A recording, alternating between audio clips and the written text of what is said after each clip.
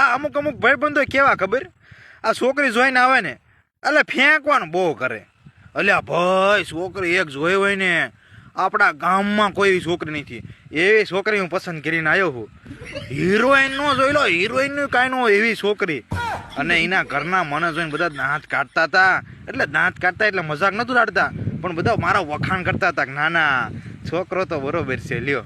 અને છોકરી તે એવા સાનમાં દાંત કાઢે, મને તો લાગે છે મારું 100% નક્કી જ છે.